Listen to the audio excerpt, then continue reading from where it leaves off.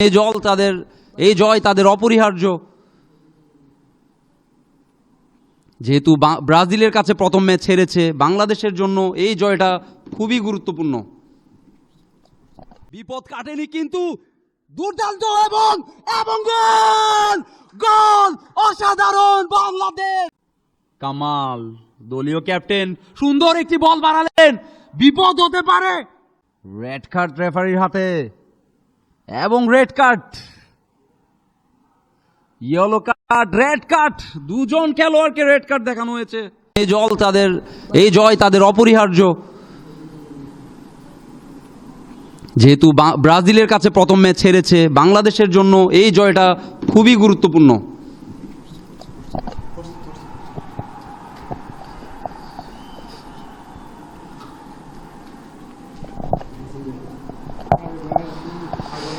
দুর্দান্ত একটি ক্রস, বিপজ্জনক এরিয়া, গোল হতে পারে। এখনো বিপজ্জনক এরিয়াতে রয়েছে, বিপদ কাটেনি কিন্তু দুর্দান্ত এবং গোল গোল অসাধারণ বাংলাদেশ। এগিয়ে যাও দুর্বার গতিতে, অসাধারণ ফিনিশ বাংলার দামাল ছেলেরা দেখিয়ে দিল। 4 মিনিটের মাথায় সে 12 নম্বর জার্সি পরিহিত খেলোয়াড়। What a finish, this is brilliant start for Bangladesh. You beauty. আমরা আবারও দেখবো রিপ্লেতে, কিছুটা ড্রিবল করে ভিতরে ঢোকার চেষ্টা, 9 নম্বর জার্সি পরিহিত নিয়ন্ত্রণ রেখে তার হাতে ক্রস করলেন, সেক্ষেত্রে মিস করলেন। 20 নম্বর জার্সি পরিহিত খেলোয়াড় আবারও সেই ক্ষেত্রে একেবারে ফাঁকা জায়গায় পেয়ে কোনো মিস করলেন না। অসাধারণ goal, Bangladesh 1 Argentina 0। Can you believe it? This is amazing, isn't it? গোলটি করেছে অসাধারণ এবং বিপদের সম্ভাবনা আর্জেন্টিনা আক্রমণে। অসাধারণ একটি সেভ, ডিফেন্ডার সেই ক্ষেত্রে অসতর্ক, রক্ষণ ভাগে দিতে পাচ্ছি আমরা। 2 নম্বর জার্সি পরিহিত খেলোয়াড়, লম্বা কর্নার এবং একটু গোলের সুযোগ। এখনো বিপদ কাটেনি, চেষ্টা করেছিল শেষ মুহূর্ত, কিন্তু বল চলে গেল গোল বারের উপর দিয়ে। ক্যাপ্টেন ছিল সেই ক্ষেত্রে বাতিস্তুতা তুৎসি। আক্রমণে আর্জেন্টিনা, বিপদ হতে পারে, ফাউল হওয়ার সম্ভাবনা আছে সেই ক্ষেত্রে। ফাউল, বাক বিতণ্ডতায় জড়ালো, রেফারির সতর্কতা। 2 দলের প্লেয়ারদেরকে সতর্ক করে দিলেন।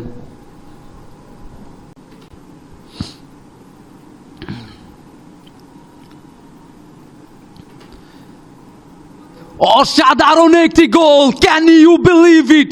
This is amazing, isn't it? What a finish, you beauty boy. অসাধারণ কামব্যাক আর্জেন্টিনার। What a goal, what a goal. Number 10 Alan Sarmiento. Alan Sarmiento is the man. We can see in the replay. ডিফেন্ডারের পায়ের ফাঁক দিয়ে সবাইকে miss করে ball জড়ালো জালে। He is brilliant. Alan Sarmiento is the man. This is the comeback for Argentina. Rising star Bangladesh 1, Argentina 1. What a match it has been so far. Amazing, brilliant football. খেলা জমে গেছে।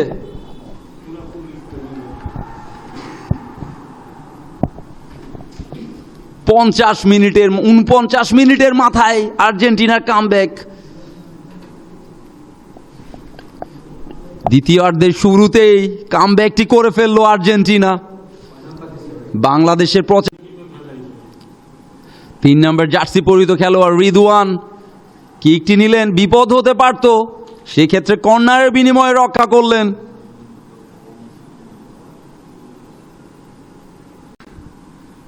আবারও পাস দিলেন। Number 8 বাংলাদেশের, বিপদ হতে পারে, সুন্দর একটি সুযোগ, এখনো বিপদ হতে পারে। অসাধারণ প্রচেষ্টা ছিল সেই ক্ষেত্রে, গোল রক্ষকের দৃঢ়তায় আর্জেন্টিনার রক্ষা, কোনো বিপদ নয়। সে পরিবর্তিত খেলোয়াড় বায়েজিদ অসাধারণ প্রচেষ্টা ছিল, তাপ ছড়াচ্ছে। রেড কার্ড রেফারির হাতে এবং red card, yellow card, red card, দুজন খেলোয়াড়কে রেড কার্ড দেখানো হয়েছে। রেফারির সিদ্ধান্তই চূড়ান্ত, দুজন খেলোয়াড়কে মাঠের বাইরে চলে যেতে হবে। No offence, no comment.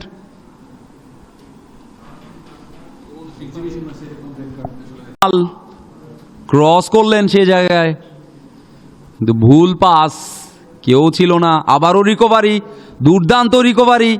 Arif, সেক্ষেত্রে বিপদ হতে পারে। দুর্বল শট ঠেকিয়ে দিল খেলোয়াড়। একমাত্র গোল স্কোরার বাংলাদেশের পক্ষে মাসুদ রানা, তিনি থ্রোটি নেবেন, লম্বা একটি থ্রো। গোল কিক আর্জেন্টিনার অনুকূলে, কোনো বিপদ। কামাল, দলীয় ক্যাপ্টেন, সুন্দর একটি বল বাড়ালেন, বিপদ হতে পারে, কোথাও কেউ নেই।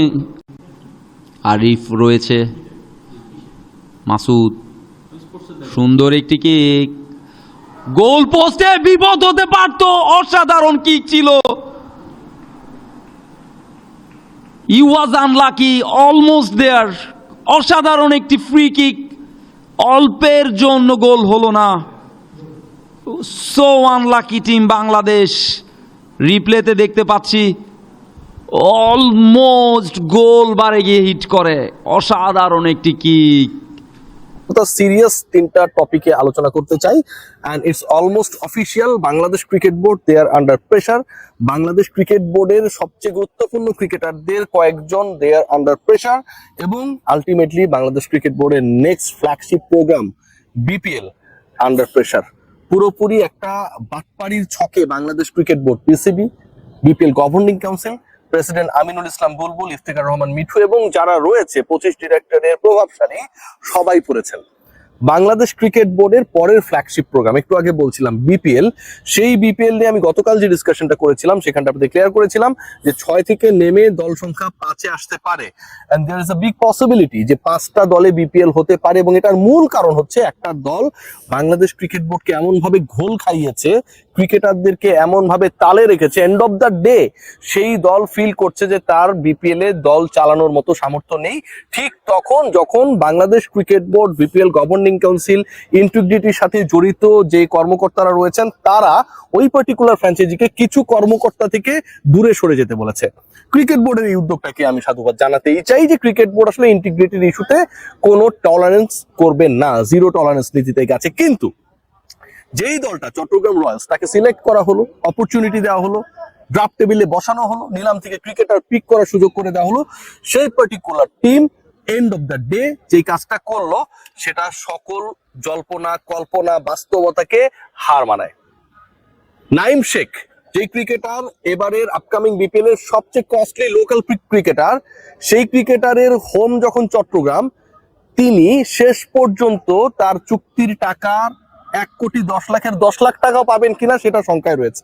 চট্টগ্রাম দলটাই হয়তো থাকবে না। Bangladesh cricket board, bank guarantee নিয়ে আমরা অনেক কথা শুনেছি, 10 crore। বাংলাদেশ ক্রিকেট বোর্ড এই দলের কাছ থেকে এখন পর্যন্ত ব্যাংক জামানতের টাকা ক্যাশ করতে পারে নাই। আজকে সেই রিপোর্টটা সমকালে এসেছে, কোনো টাকা ক্যাশ করতে পারে নাই বাংলাদেশ ক্রিকেট বোর্ড। তাদেরকে যে ফ্র্যাঞ্চাইজি ফি চেক দেওয়া হয়েছে, সেই চেক থেকে অর্থ উত্তোলন করতে গিয়েও কোনো টাকা ক্যাশ করতে পারে নাই। বাংলাদেশ ক্রিকেট বোর্ডের একজন কর্মকর্তা, নাম প্রকাশে অনিচ্ছুক, তিনি জানিয়েছেন যে 6টা দল রয়েছে, সেই 6 দলের সাথে অন্তত 3টা দলে, 3টা মানে 50% টিমস এর মধ্যে জড়িত ব্যক্তিদের ইন্টিগ্রিটি, স্বচ্ছতা নিয়ে সমস্যা রয়েছে। 6 দলের মধ্যে 3 দলই গ্যাঞ্জাম রয়েছে, যারা 2 নম্বরী কর্মকাণ্ডের সাথে জড়িত বলে সন্দেহভাজন। এবং এই 3টা দলের 66% টিম, তারা হচ্ছে নতুন ফ্র্যাঞ্চাইজি। নামগুলো সম্পর্কেও ধারণা পেয়েছি, নেক্সট রিপোর্টস গুলোতে নিশ্চয়ই আমি সেটা আপনাদেরকে বলবো, আমাকে কেউ আটকাতে পারবে না এই ব্যাপারে।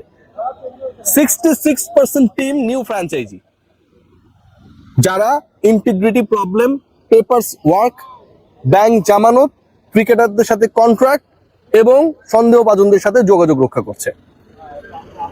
দেখানো হচ্ছে যে সন্দেহভাজন ব্যক্তিরা আমার সাথে নেই, ধরেন আমি বিসিবিতে এসেছি, আমার সাথে তারা নেই, কিন্তু আমি ক্রিকেট বোর্ডের বাইরে গিয়ে যেখানে কফি শপে চা খাইতেছি সেখানটা আমি তার সাথে প্ল্যান করছি। আমি যে এলাকায় থাকি সেই এলাকায় তার সাথে আমি প্ল্যান করছি। আমি যে অফিসে বসি সেই অফিসে আমি তার সাথে প্ল্যান করছি।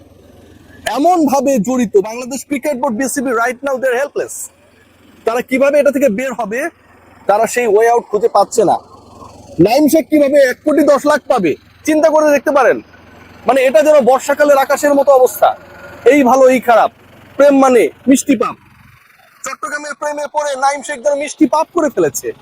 সেই মিষ্টি পাপে পাপিষ্ট নাইম শেষ পর্যন্ত, ছন্দ মিলিয়ে বলছি আর কি, নাইম ভালো ছেলে, তাকে আমি পাপিষ্ট বলছি না, ছন্দ মিলিয়ে বলছি, 1,10,00,000 10,00,000 টাকা পাবে কিনা সেটা নিয়ে শঙ্কায়। শাক মাহেদি সেই দলে খেলছেন, শরীফুল সেই দলে খেলছেন, তাদের কি হবে?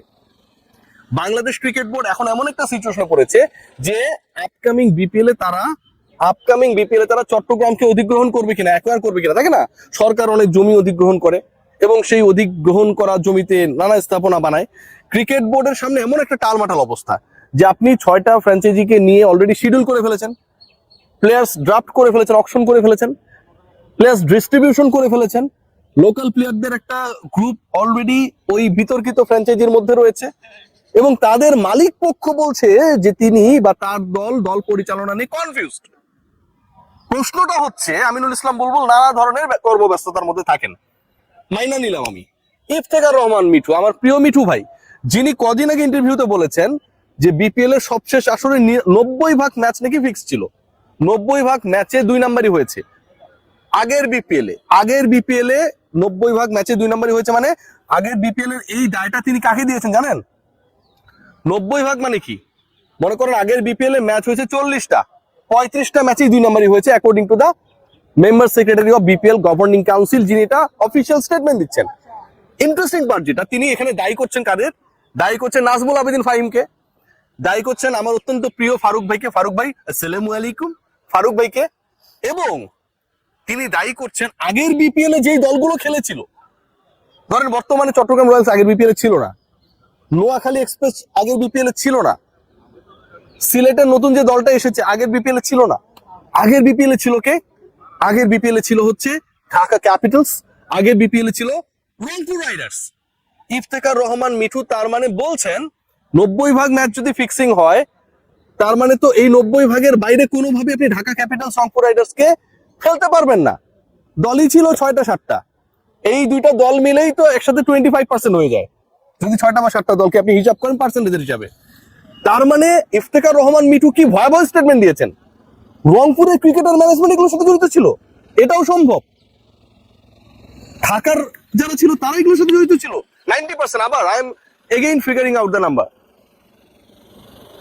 ফারুক ভাইরা এটার সাথে জড়িত ছিল, আমার অত্যন্ত প্রিয় নাজমুল আবেদিন ফাহিম ভাইয়ের মতো মানুষ, নীতির প্রশ্নে যিনি অটল থাকেন, তিনি এটাতে জড়িত ছিল বা এটাকে অ্যালাউ করেছেন। আমার মাথায় ঢুকছে না। আচ্ছা, সেটা যদি হয় তাহলে ইফতেখার রহমান মিঠু যখন বাংলাদেশ ক্রিকেট বোর্ডের বিপিএল এর মেম্বার সেক্রেটারি, সেই সময়টাই কিভাবে চট্টগ্রাম রয়্যালস এর মতো একটা দল, যেই দলের মালিক স্টিল কনফিউজ যে তিনি কিভাবে দল পরিচালনা করবেন, সেই জায়গাটা নিয়ে তিনি ক্লিয়ার না, সেই দলটা কিভাবে এখানটা ঢুকে গেল? চট্টগ্রাম রয়্যালসকে তাহলে কারা আনলো, কারা অ্যালাউ করলো? Definitely member secretary, he has his saying. Meeting এ তো তার বলার ছিল, তিনি কেন বললেন না? একটা বাজে সিচুয়েশনের মধ্যে দিয়ে বাংলাদেশ ক্রিকেট বোর্ড যাচ্ছে, একটা বাজে সিচুয়েশন ক্রিয়েট হয়েছে, যেই সিচুয়েশনটা কিভাবে ঠিক হবে আমরা জানি না। শাক মাহাদি, নাইম, শরীফুল, যারা আপকামিং ওয়ার্ল্ড কাপের গুরুত্বপূর্ণ ক্রিকেটার হতে পারে, খেয়াল করে দেখুন সেই ক্রিকেটাররা অনিশ্চয়তায় তারা খেলতে পারবেন কিনা, তারা পারিশ্রমিক পাবেন কিনা। যে শিডিউলটা হয়ে গেছে সেই শিডিউল অনুযায়ী চট্টগ্রাম যদি না থাকে, চট্টগ্রামে বিপিএল এর সেকেন্ড ফেজের 12টা ম্যাচ রয়েছে, স্বাগতিকদের ছাড়া আপনি খেলবেন। বিসিবি যদি একটা দল টেক ওভার করে, ধরেন করলো, এই সিচুয়েশনে কিছু করার নাই, সেটা নিয়েও প্রশ্ন উঠবে, সেটা নিয়েও অনেক ধরনের আলোচনা হবে যে বিসিবির টিম হিসেবে হয়তো এই দলটা বেশি ফেভার পাচ্ছে। আমি এই ডিসকাশনটা করব যে আম্পায়ার মাঠে দাঁড়াবে, তিনি ডিসিশন দেওয়ার ক্ষেত্রে আপনি যাই বলেন না কেন কনফিউজড হবেন। 90% দল ফিক্সিং করেছে, জড়িত ছিল, এই অভিযোগ নাকি আইসিসি থেকে বিসিবি পেয়েছে। কি ভয়াবহ! এবং সেই 90% দল গত বিপিএল করলো। গত বিপিএল ইফতেখার রহমান মিঠু নিজে ছিলেন, বোর্ডের ডাইরেক্টর তো ছিলেন, নাজমুল আবেদিন ফাহিম ভাই ছিলেন, ফারুক আহমেদ ছিলেন, গভর্নিং কাউন্সিলে তাদের একটা গুরুত্বপূর্ণ রোল ছিল। সেই মানুষগুলো যদি থাকার পরেও এই ঘটনা ঘটে, তাহলে আঙুলটা মিঠু ভাই কার দিকে তুললেন? আমি কারো পক্ষে বিপক্ষে বলছি না, আমি জাস্ট তার স্টেটমেন্ট অনুযায়ী কথাগুলো বলছি, খেয়াল করে দেখুন। এবং 90% ম্যাচ যদি 2 নম্বরই হয়, তাহলে এক্সিস্ট করা গত বিপিএল এবং এই বিপিএল এ যে দলগুলো থাকছে তাদের নিয়েও তো তাহলে প্রশ্ন উঠে, মিঠু ভাই এই দলগুলোকে কিভাবে অ্যালাউ করলেন? আমি ভাই জানি না, আমার কোনো দোষ নেই। সবাই ভালো থাকেন, মিঠু ভাই জিজ্ঞেস করেন। Take care.